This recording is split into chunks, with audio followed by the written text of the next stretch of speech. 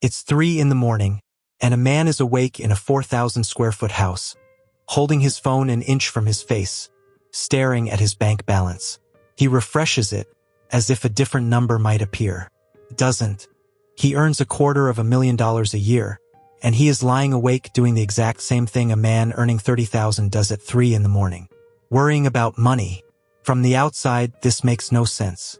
Downstairs is the car that turns heads in the office parking lot. On the nightstand is the watch.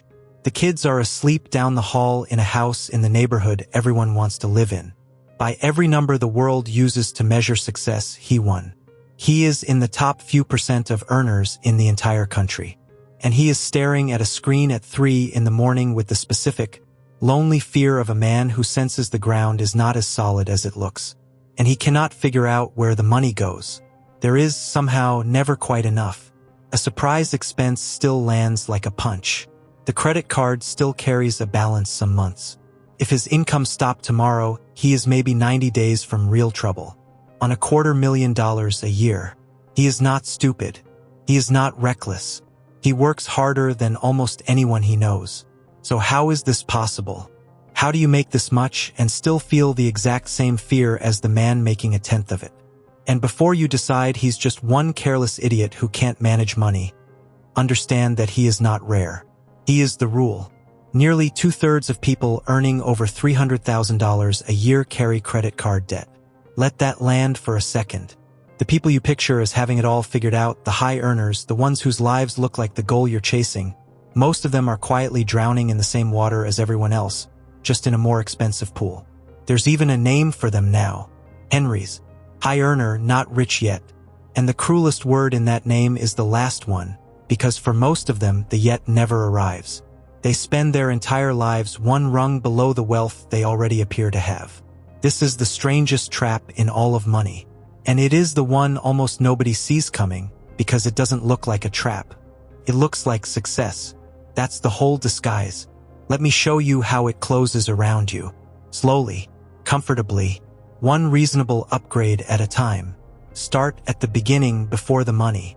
He was once making $40,000 a year in a small apartment, and he made himself a promise. The kind everyone makes. When I make real money, he thought, all of the stress disappears. I'll save half of every raise. I'll never worry about a bill again. Just get me to the big income and I'm free. He believed it completely, and he was completely wrong. Not because he was weak, because of how the human mind is actually built.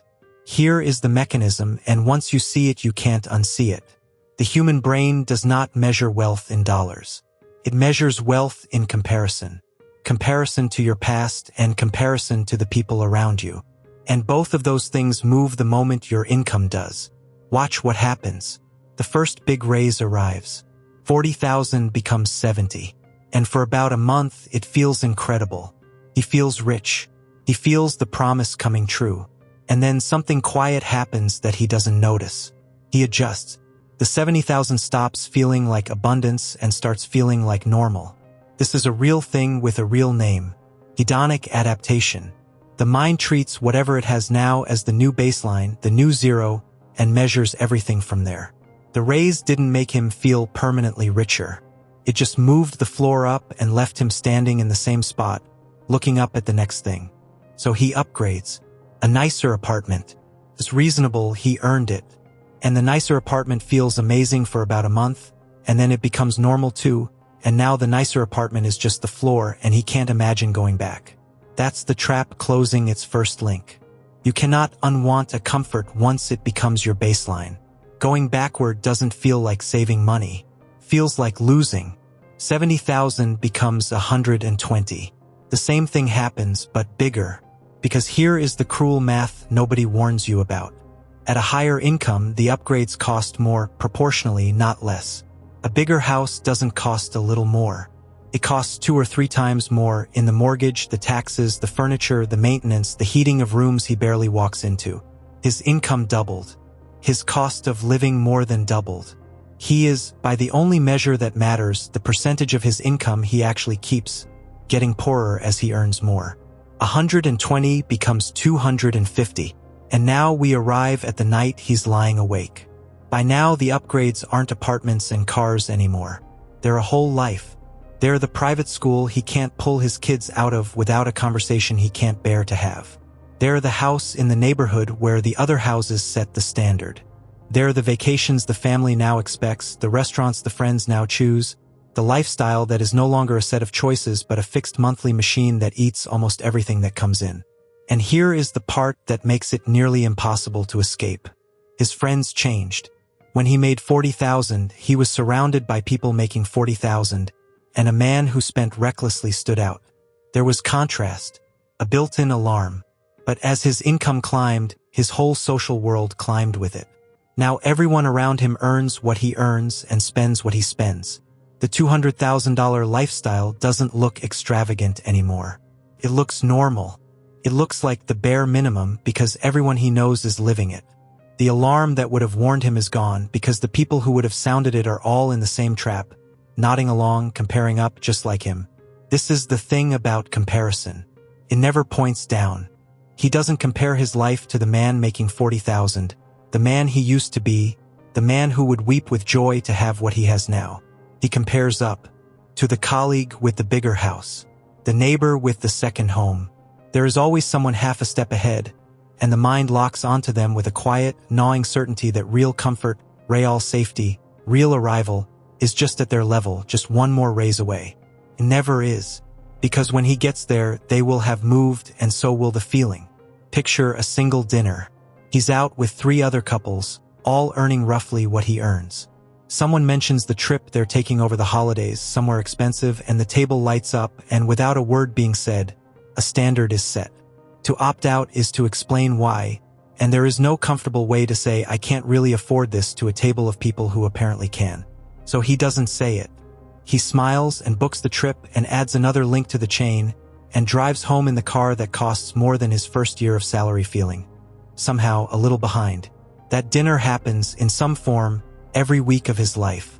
1,000 tiny moments where the price of belonging is one more thing he can't actually afford, paid by a man everyone at the table assumes is rich. And it isn't only his friends. It's the people he loves most. The lifestyle has a gravity of its own now, and his family lives inside it too. The kids have the friends, the activities, the expectations that come with the neighborhood. His partner, who also remembers the small apartment, has also quietly adapted to the new floor, and going backward would be a loss they'd both feel. Nobody in the house is greedy. They've simply all, together, agreed without ever discussing it that this is just what life costs now. The Joneses he's keeping up with are no longer next door. They're at his own dinner table. And you cannot easily ask the people you love to feel poorer so that a number on a screen can grow. This is why a man can earn 10 times what he once dreamed of and feel exactly as broke. The dollars went up. The comparison went up with them. And the comparison is the only thing the brain was ever really feeling. Now look at the cage from the inside, because this is where it gets dark. He is not free. That's the secret under the success. He looks free. He has every external marker of a man who answers to no one. But he is, in truth, more trapped than the man making $40,000 in one specific and terrible way. The man making $40,000 could quit a job he hated. The drop in lifestyle would be small because there wasn't far to fall. But this man, at $250,000, cannot quit anything. The machine he built demands to be fed every single month, and only this job, or one exactly like it, feeds it. He has, without ever deciding to, sold his freedom for a lifestyle. These are the golden handcuffs, made of real gold, and locked just as tight as iron. There's a particular cruelty here that lands at a particular income. He earns too much to qualify for any help, and not enough to stop needing to care. He's above every safety net the world hangs below him. The aid, the breaks, the subsidies all phased out at his income, and yet he is nowhere near the wealth that would let him stop watching the balance. He occupies the strangest no man's land in all of money, where you have far too much to be helped, and nowhere near enough to feel safe. And there are millions of people standing exactly where he stands, all of them assuming they are the only one, all of them too embarrassed to say it out loud, because who would believe that $250,000 a year can feel like a trap? And once, just once, he almost broke out. There was a moment, maybe 2 years ago, where he ran the numbers honestly for the first time and got scared enough to act. He drew up a plan.